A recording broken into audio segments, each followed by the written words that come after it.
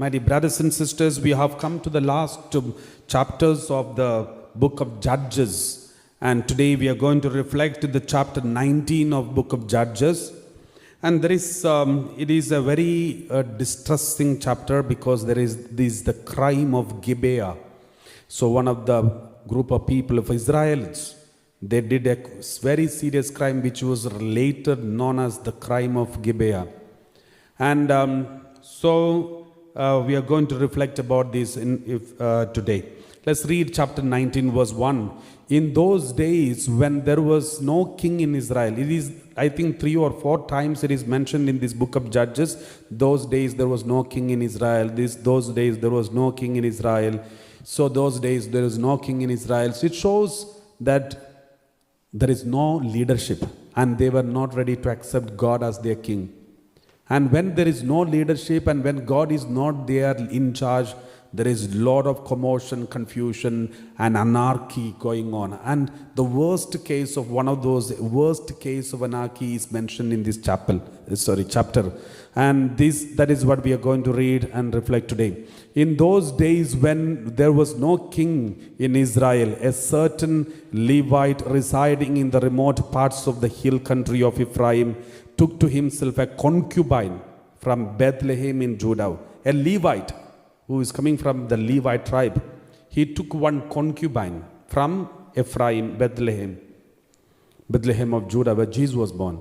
And from there he took one concubine. Concubines are very common and is a legal status. There are wives plus concubines. Solomon had 300 concubines and so many wives. So there is official wives and concubine. Concubine doesn't have the equal status like wives. So they have a different status in the household. But wives have got a very powerful position in the house. But concubines do not have such equal status of a wife as a wife. So this man, a Levite man who took one concubine from Bethlehem in Judah. And what happened to this concubine? But his concubine became angry with him. Most probably because of his nature. Some people's nature can create anger in the other person's behavior. But his concubine became angry with him and she went away from him. So she separated himself from this husband and went away from him to her father's house at Bethlehem in Judah and was there for some 4 months. 4 months she was away from the home, away from the husband. She was so upset with the husband. Most probably the husband's nature is very difficult to adjust with, and therefore this concubine decided to leave the home and went to her father's house and stayed there in the father's house for 4 months. Let's read verse 3. Then her husband set out after her. Now the husband is going in search of the wife, the concubine. So here we can see a husband and wife separation and how to deal with the husband and wife in their separation. When you are in anger, when you are in separation, how to deal such situations.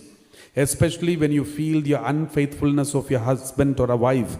How to deal with such situations. It is mentioned in this passage very clearly. Then her husband set out after her to speak tenderly to her and bring her back. So his intention to bring her back. He understood his mistake, or he we don't know exactly what was in his intention, but he wanted to bring her back. And therefore, he decided there is no point in accusing her. Why did you leave? Why did you do this? There is no point in accusing her. There is no point in attacking her. There is no point in threatening her. The only thing that can console and heal the wound is tender conversation, kind-hearted conversation. So he knew when there is a separation, when there is a confusion in the family, the best way to sort it out is to speak tenderly, not speak angrily. If you speak angrily, with revenge, with threatening, shouting, it will only worsen the situation. And this husband was intelligent. He understood to speak tenderly and he spoke tenderly. And he had with him his servant and a couple of donkeys. So he had with him one servant and 2 donkeys. Because he knows on the way back, one donkey is needed for the concubine to sit on. and that is why he took extra vehicle along with him. So when he reached her father's house, the girl's father saw him and came with joy to meet him. So girl's father was so happy to meet him. There may be two reasons why girl's father is so happy. One reason, at last her daughter, the boy is coming to take her back, and his daughter will be happy, and the future of the daughter will be safe. Because there was uncertainty of the future of this daughter, because she came back from the husband's house. Now the husband has come in search of her, so he's happy. The second reason, maybe he's so happy that she is going away from the home, and he was so upset that she came back, and now he's happy that she is going back. And verse 4, we read like this: his father-in-law, the girl's father, made him stay. His father-in-law, the girl's father, made him stay, and he remained with him 3 days. So they ate and drank, and he stayed there. So his father-in-law was a brilliant man. He made sure to have the comfortable feeling for this son-in-law.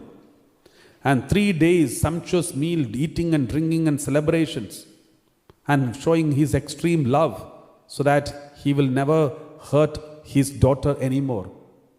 And verse 5, we read, and there are so many people, there are so many father-in-laws and mother-in-laws, when they are upset with their son-in-law or daughter-in-law, they treat very badly. That is a wrong decision. If you really want your children's family to be happy, treat your in-laws very lovingly. Otherwise, you are destroying your children's family. Praise the Lord. Praise the Lord. This father-in-law is an example for all the in-laws, mother-in-laws and father-in-laws. So remember this father-in-law always. On the 4th day, they got up early in the morning, and he prepared to go. On the 4th day, he was ready to go, because 3 days of sumptuous meal. I think the father-in-law is almost bankrupted. So then he decided to go, prepared to go. But the girl's father said to his son-in-law, fortify yourself with a bit of food. No, there are some more food remaining. Why don't you stay back? So fortify yourself with a bit of food, and after that you may go. So he encouraged him to stay back one more day. And then verse 6 we read, so the two men sat and ate and drank together. These two people, father-in-law and son-in-law, both of them sat together and started eating, drinking. And the girl's father said to the man, why not spend the night and enjoy yourself? So stay one more day.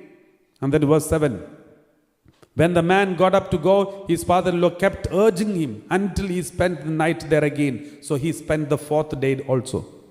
And then, so he is influenced by this father-in-law, and he stayed there for 4 days. On the 5th day, he got up early in the morning to leave. And the girl's father said, fortify yourself. Again, he started with the temptation. So they lingered until the day declined, and the two of them ate and drank the whole day. Again, they were eating and drinking. And verse 9, we read like this: when the man with his concubine and his servant got up to leave his father-in-law, the girl's father said to him, look, the day has worn on until it is almost evening. Spend the night. See, the day has drawn to a close. Spend the night here and enjoy yourself. Tomorrow you can get up early in the morning for your journey and go home. It is better to go for a long journey in the early morning. Don't go in the evening. So this is what he said. But he got fed up, because every day this father-in-law is pestering him to stay back. So that day but the man would not spend the night. He got up and departed. He immediately got up and arrived opposite Jebus, that is Jerusalem, where the Jebusites used to live. He had with him a couple of saddled donkeys, and his concubine was also with him. So these donkeys and concubine and the servant, they all went. And verse 11, when they were near Jebus, the day was far spent, and the servant said to his master, come now, let us turn aside to this city of the Jebusites and spend the night in it. So the servant said, let us go and be with the Jebusites. But then this man said, no, we will not turn aside into a city of foreigners. These are pagans, foreigners who do not belong to the people of Israel, but we will continue on to Gibeah. They wanted to go to Gibeah. Gibeah is the Israeli town, Israel, the people of Israel. So they didn't want to be with the Jebusites, the pagans, but they wanted to be with the Israelites, thinking that is safe for them. That safe place is their own family members. Sometimes we also make mistakes like this. We think being with our own people, our own culture, our own race, our own type of people, our own family members, our own nationalities, our own linguistic group is safe. But mostly it is in the opposite way. Sometimes we may be well treated in another place, another group of people. Let's read verse 13. Then he said to his servant, "Come, let us try to reach one of these places and spend the night at Gibeah or at Ramah." And verse 14. So they passed on and went their way, and the sun went down on them near Gibeah, which belongs to Benjamin. So this Gibeah is a place of Benjamin, the tribe of Benjaminites. Verse 15, we read, they turned aside there to go in and spend the night at Gibeah. He went in and sat down in the open square of the city, but no one took them into spend the night. Though they are own family members, they all are Israelites, they are all one of these tribes, but still nobody welcomed them into their houses. There may be reasons why. We'll come to know the reasons why nobody took them to their houses, because it was not safe for anyone to keep them, because the city was so bad. Let's read verse 16. Then at evening there was an old man coming from his work in the field. The man was from the hill country of Ephraim, and he was residing in Gibeah. The people of the place were Benjaminites. So he was an Ephraimite. He and this man, this son-in-law, this man who is coming with the concubine, he's also Ephraimite. He's coming from Ephraim. And this man is also Ephraim, but he's staying with the Benjaminites in Gibeah. And verse 17. When the old man looked up and saw the wayfarer in the open square of the city, he said, "Where are you going and where do you come from?" Then verse 18. He answered him, "We are passing from Bethlehem in Judah to the remote parts of the hill country of Ephraim, from which I come. I went to Bethlehem in Judah, and I'm going to my home. Nobody has offered to take me in." So he told the truth, and he said he's an Ephraimite, and this old man is also from Ephraim. And verse 19.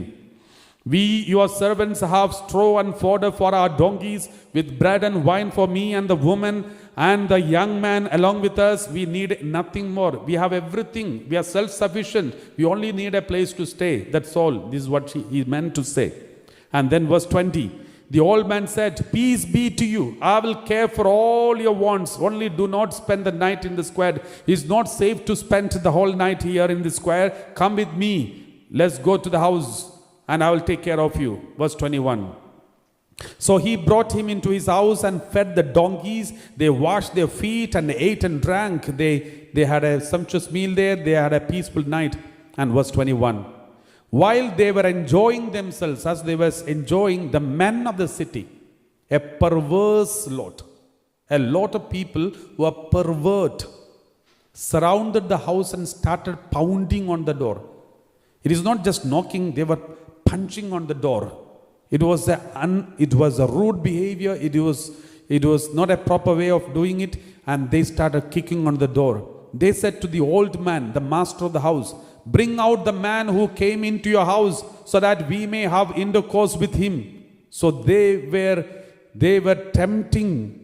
were attacking the house to have illegitimate, immoral relationship, homosexual relationship with this man who has come. Though there was women there, but they are interested in these kinds of things. Let's read verse 23. And the man, the master of the house, went out to them and said to them, "No, my brothers, do not act so wickedly. Since this man is my guest, do not do this wild thing." This is exactly what happened in Sodom and Gomorrah. Almost similar action is done by the Benjaminite, the Israeli tribes. And then he pleaded in front of them, "He's my guest, I don't want to hurt him." And then verse 24. "Here are my virgin daughter and is this concubine." We will give these women, my daughter or this concubine. That means this man, this old man, given more importance for another man who is a stranger than his own daughter. More important. And any woman. So according to Jewish people, they don't value the women. those days, in the olden times. And that is why they were even ready to sacrifice their children, this daughter and this concubine, just to protect this guest who is a stranger. And both of them, they did a mistake. Except the daughter and concubine, all these people, all these men are at wrong. They were doing extremely evil.